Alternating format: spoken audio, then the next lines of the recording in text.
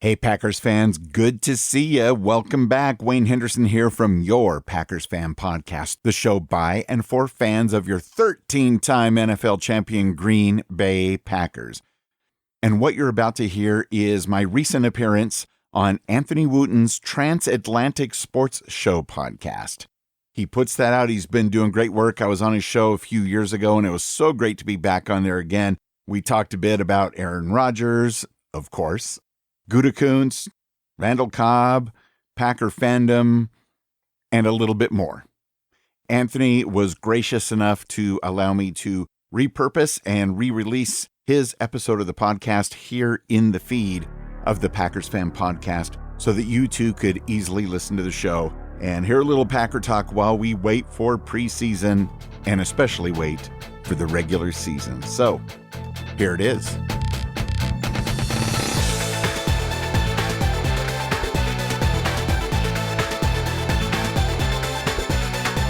Was there a point, though, this offseason, be it whilst he was driving a golf cart and speaking to broadcasters, where you just wanted him to shut up? To be frank, yes. It was frustrating.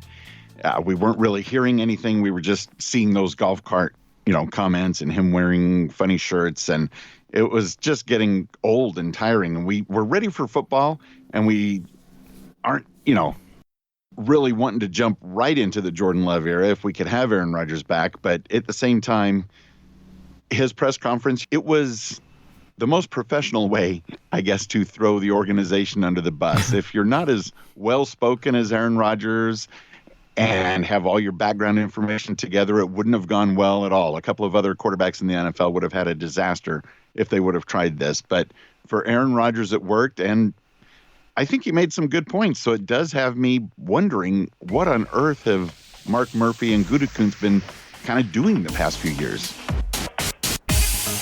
That's Wayne Henderson, host of Packers Fan Podcast.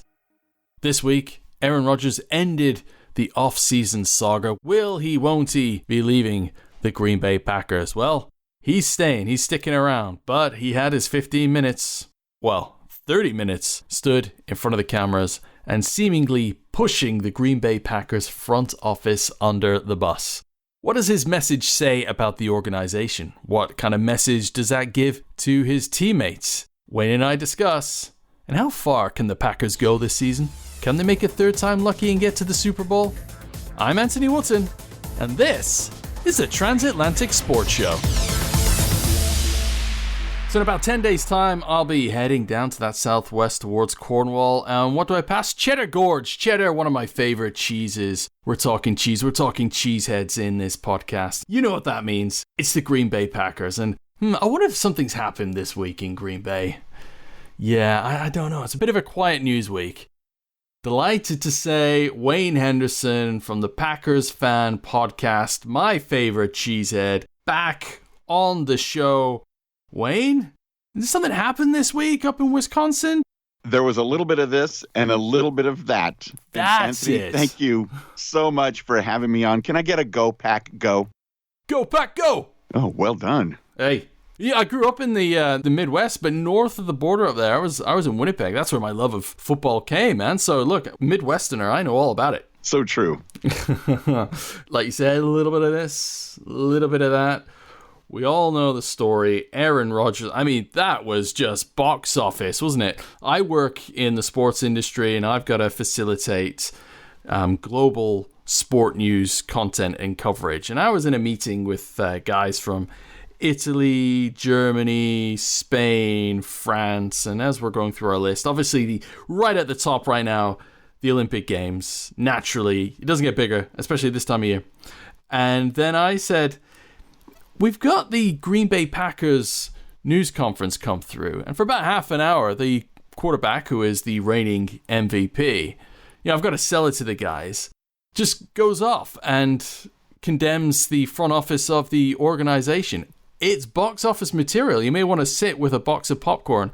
And then the guys just took a look at it, and as you can appreciate, it went viral. It went viral global. I don't think you have to be an NFL fan, a Green Bay Packers fan, or anything like that just to appreciate what we witnessed. But how is Aaron Rodgers, your quarterback, your reigning MVP. How's he got you feeling, Wayne Henderson, of the Packers Fan Podcast? How are you feeling about him and your organization right now? Well, we are a bit torn because it's usually other NFL teams that have all of this sort of drama. The only time the Packers have really had something like this was the whole Brett Favre retiring, unretiring, and all of that. So on the plus side, we know Aaron Rodgers says that he's 100% in and committed to the team for this season.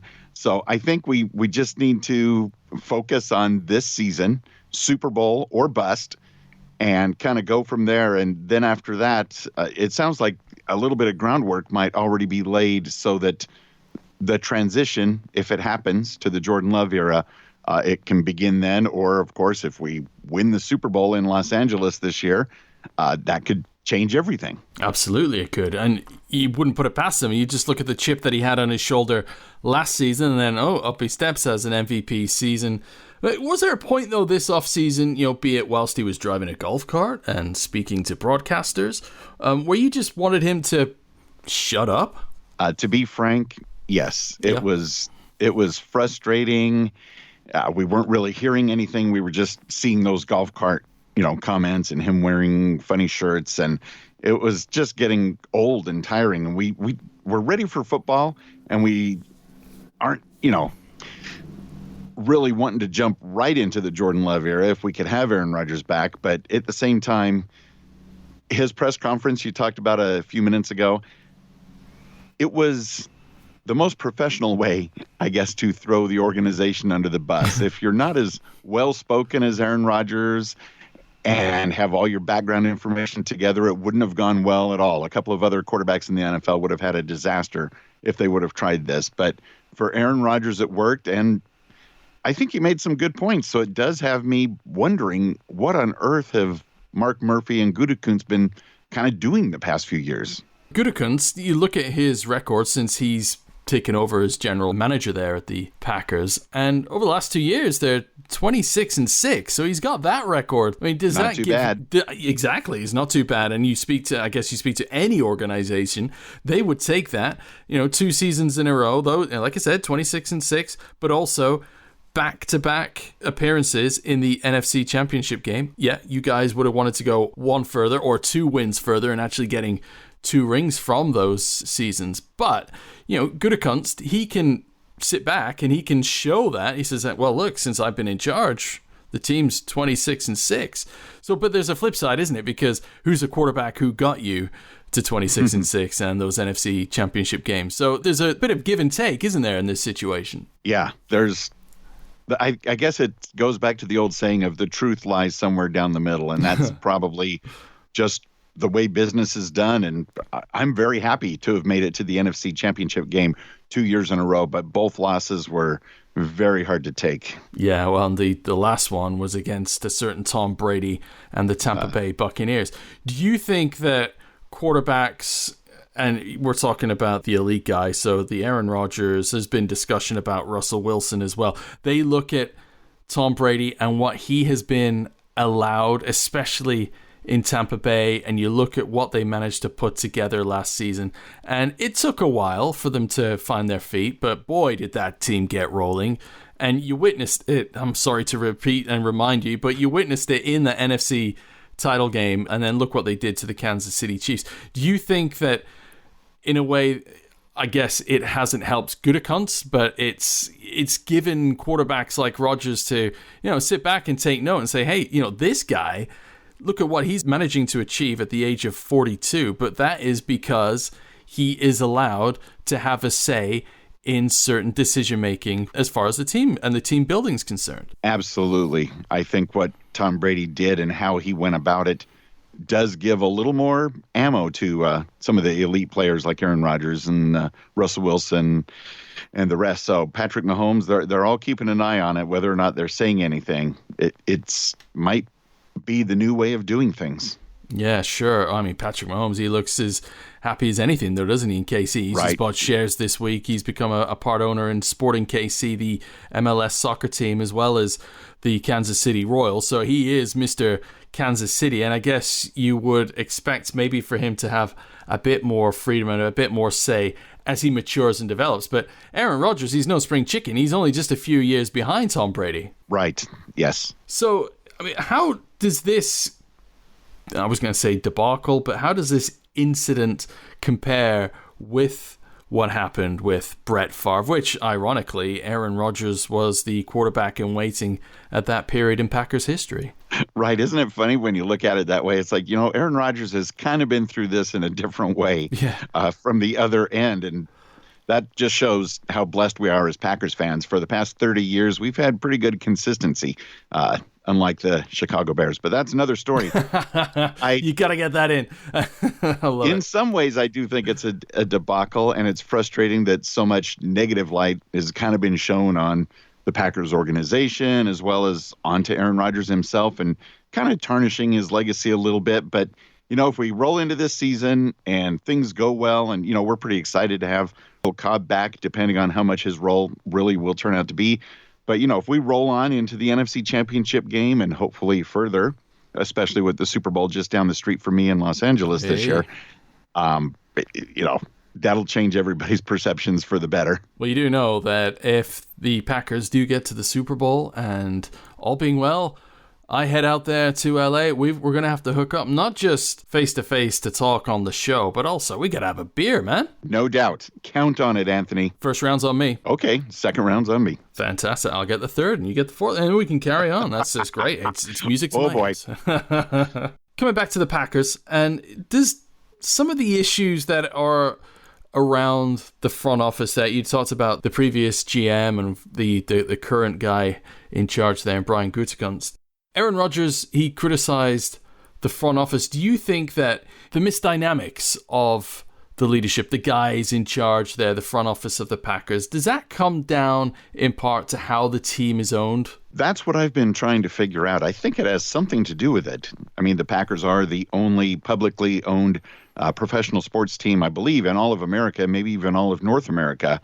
And since we don't just have like a Jerry Jones or a Al Davis, some figurehead owner that can really call the shots, I just wonder. And since I'm just a very small part of the ownership of the Green, I don't get no say. I have no say. I have bragging rights, but no say. Hey, look, the bragging rights are great, though. So it's there. You are. You got a piece of the pie, a small crumb of the pie, but it's still a piece, all the same. But these guys have got to be held accountable to somebody, don't they? Right. We can't have the players just running the whole team. There does need to be management. I just don't know what the secret is.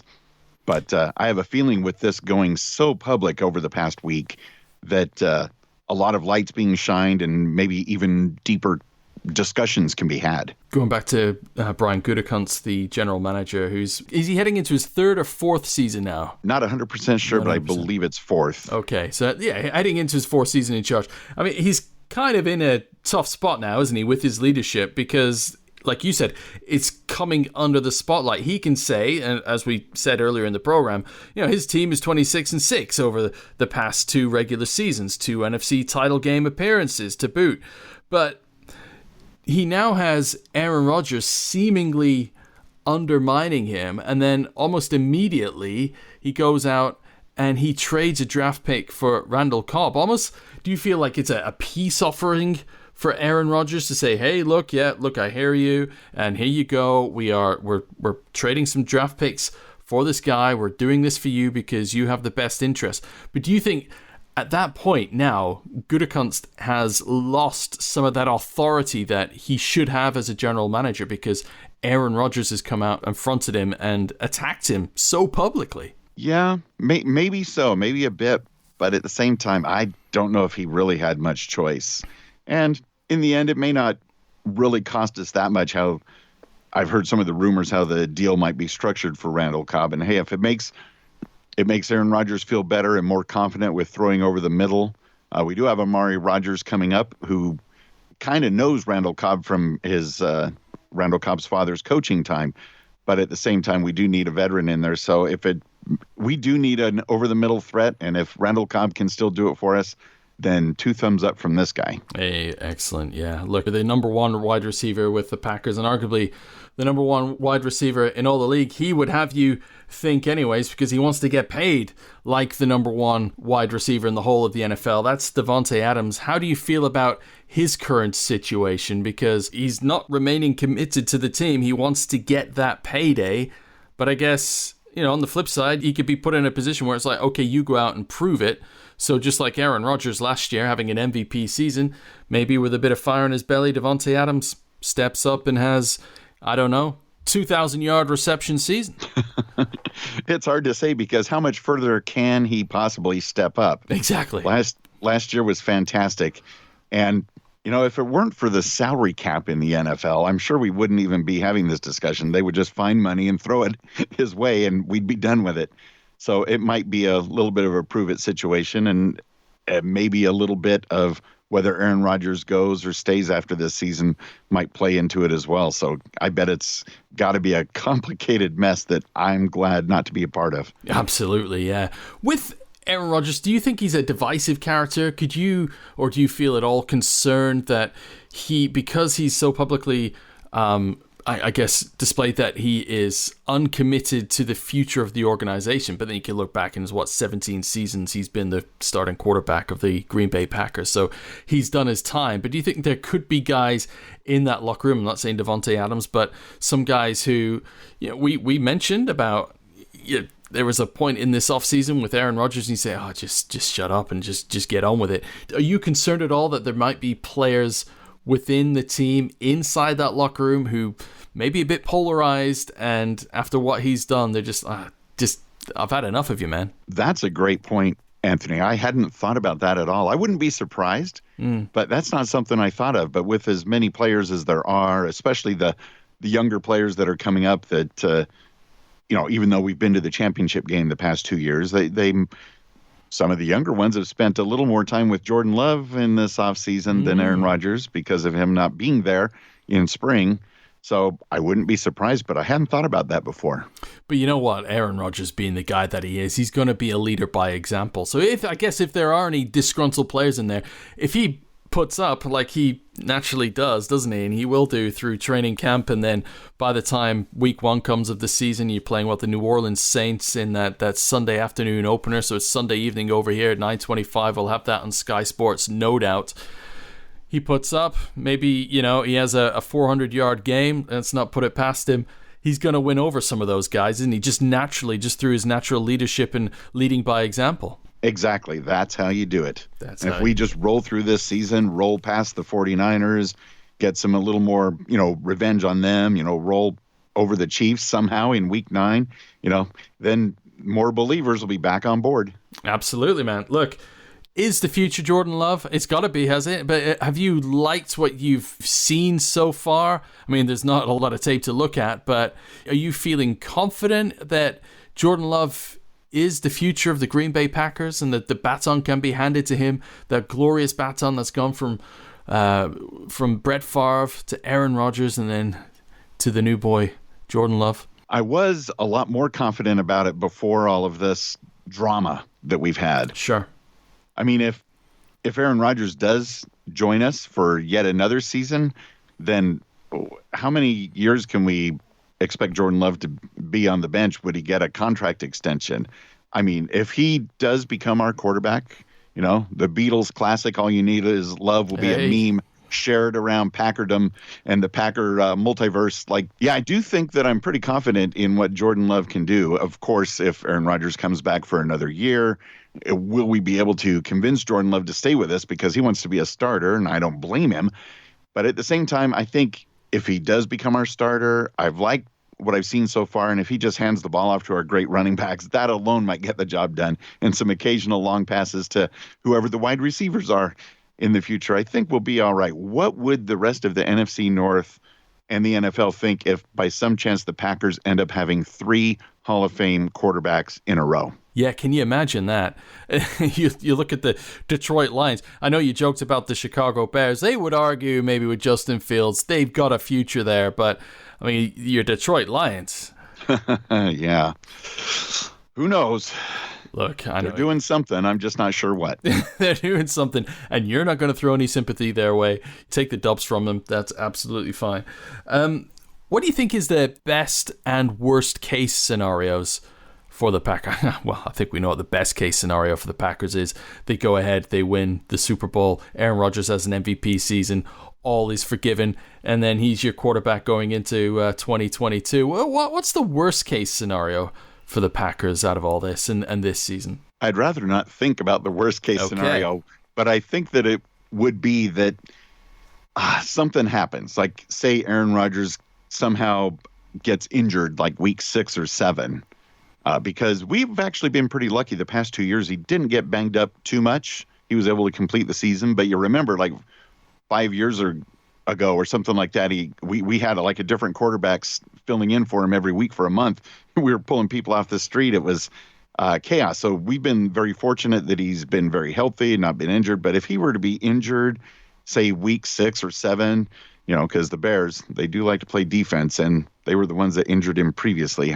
I hope nothing happens, but if it does, that would be the worst case scenario. And then Jordan Love, I hope he's ready to fill in, because we'll find out real fast when we go into, to play Kansas City week 9. Yikes. Yeah. Hey, look, if something happens, don't blame me, man. I was just asking the question. I wasn't here to jinx it, You got to be prepared. That's why you have backup quarterbacks. That's it. And that's why we see we saw the San Francisco 49ers trade all those draft picks to get the guy at 3rd overall, because the best ability is availability, and Jimmy Garoppolo isn't a guy that's been available very much over the last few seasons. The one season that he was, they got him to the Super Bowl, but look again what happened last season, and the guys who were backups were, quite frankly, not good enough. So it's so important that you get those guys and you get them in place, and you've got your guy Jordan Love there, and he's learning off the back of Aaron Rodgers. So should the worst happen, and let's hope that it doesn't happen, especially for your sake as a Packers fan and host of the Packers Fan podcast.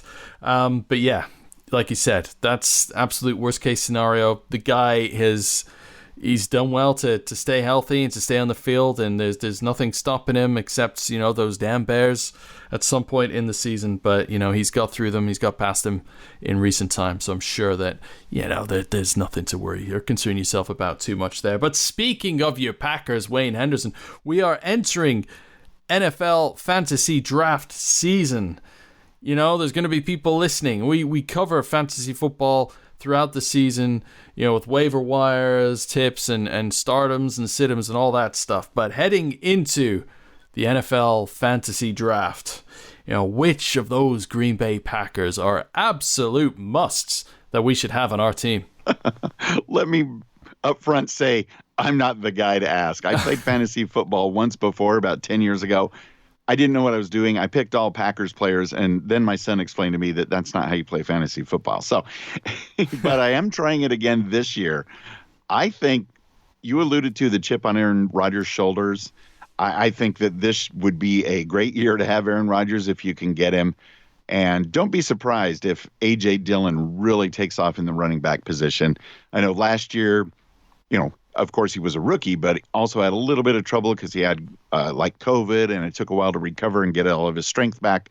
But I would not be surprised if he is going to get a lot of points this year. Okay. I have no idea. Well, you've got the tight end there, who's Robert Tonyan, who had a couple of breakout games last season, so he came through as well. He might be somebody that, perhaps if you've missed out on Travis Kelce or George Kittle early on in your draft, he might be somebody you can lean on to. But you mentioned A.J. Dillon there, but what about Aaron Jones as well? Would you still be confident in him having a good season on the ground out of the backfield? Oh, yes, very, very much so. I just don't think – I think he's going to go quick. Okay. So – but if you can get him, Aaron Jones, he is a workhorse, and I think he's going to be doing just as much as he did last year if he stays healthy, and A.J. Dillon will kind of be taking over in the Jamal Williams spot.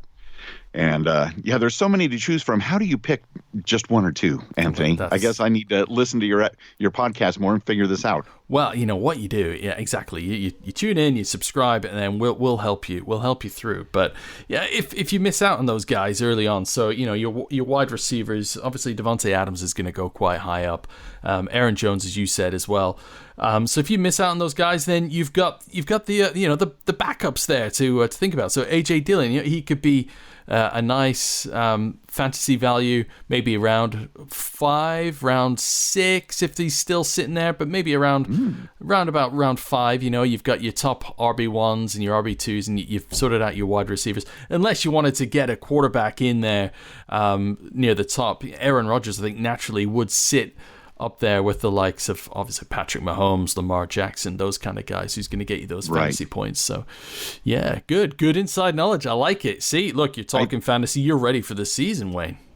I tell you what, if the defense is available, I am taking the Packers defense. I will tell you that. Is that right? Wait, well, I mean, you're coming up. I'm a homer, though, but I am going to take them. You're coming up against the Lions twice a season. So, there's 2 games where you're going to get, 20-plus points?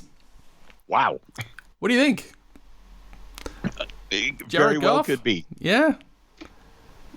Who else did they got? I don't want to overestimate anybody, because we always have that one game every year where on paper we should just demolish them, and then we get a little humble pie. I just hope it's not the Lions, because that's our home opener. Oh, dude. I think every team can say that. There's always one. There is that one game, unless you're the New England Patriots in 2007, there's that one game where no matter what you do, no matter how they prepare, you're going to get bit in the butt, aren't you? There's one game in the season, it's guaranteed, where your team, regardless, it just doesn't happen. Something just doesn't click for them. Yeah, so be ready. But hey, your team's 26-6 in the regular season over the past 2 seasons. So, you've got nothing to worry about, nothing to complain about, Wayne. Thank you. I feel much better now. And all is well, because Aaron Rodgers is back, and he's going to be balling, and he's got a point to prove. He's got the fire in his belly. So there we go. It's all good in the Packers hood. So yeah, there we go. Wayne, look, great to have you on. Love having your company. Thank you so much for having me back on again. It's always good to talk to you, and I am hoping to have a brew with you down in LA when the Packers, play the Browns in the Super Bowl. We'll see. Whoa, there we go. Right, there's his pick for the Super Bowl 56 down in LA. Green Bay Packers against the Cleveland Browns. Now, that would be a feisty affair. I'll take some of that. Look, I'll start saving now, so, the bar tab, we don't need to worry too much about that. We'll just let the good times roll, Wayne. Woohoo! Excelente. All right, man. Well, look, enjoy the season. Thanks so much for your insight and your advice there, and also for your fantasy advice, dude. I think, you're going to be going for that title this year. That would be nice. I'm going to give it a shot again. Good luck. Thanks, Anthony. Have yourself a great week. The great Wayne Henderson, there he goes. Check out his podcast, the Packers Fan Podcast. A great listen, especially if you're a cheesehead. I don't know if you're a Bears fan, Lions fan, or Vikings fan, whether you're going to be tuning in for that, but you might want to, just to soak up some of the rivalry. But there we go. I mean, Green Bay Packers fans, how are you feeling? You got to be elated that Aaron Rodgers is back. You haven't lost your reigning MVP. He's got a bit of fire in his belly, and we know what happened last time he had a bit of fire in his belly. MVP season. Came close to the Super Bowl. You gotta think it's third time lucky, especially with the team that you've got there this time around. Although there'll be a lot of fans of NFC teams listening to this saying, hey, don't forget about us. And quite right. That's why we stay neutral here on the Trans-Atlantic Sports Show. And thank you very much for listening. A few of you have registered interest for the Trans-Atlantic Sports Show Fantasy Football League. There are still places to be had. So if you are listening this far into the podcast, just DM us, follow us at TASS_UK, and send us a DM with your request to join our Fantasy Football League. It would be great to have you on board. You know what? Well, I've got connections. We could sort out a good prize for the winner.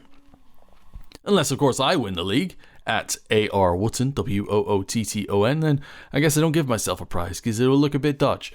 But yeah, we could sort out a prize. I'll give the guys a call at NFL UK and get something good just to entice you into the Trans-Atlantic Sports Show Fantasy Football League. Thank you so much for listening. Hit subscribe. Get your friends. If you got friends who are Packers fans, tell them to listen to this episode. Got friends who are Bills fans, tell them to listen to the previous episode, because we had the long snapper Reed Ferguson talking to us just before he was heading out to training camp. We talked about a couple of Brits there as well, Christian Wade and F.A. Obada. There is an F.A. Obada episode within our back catalogue, so all the more reason for you to subscribe to the Trans-Atlantic Sports Show. We might have Christian Wade coming on in the not too distant future. All right, we'll send a bat signal when we get him. We'll be back soon with another program heading your way. And then hopefully we're going to have some news on those London games. Like I said last week, I was in a meeting with the guys at NFL UK, and they said in the near future, ticket details were being announced. We're 2.5 weeks into that near future. So here's holding out for more information. But as soon as we get it, we'll let you know. Again, even all the more reason to follow us at TASS_UK. And until next time, remember, the pleasure is all mine.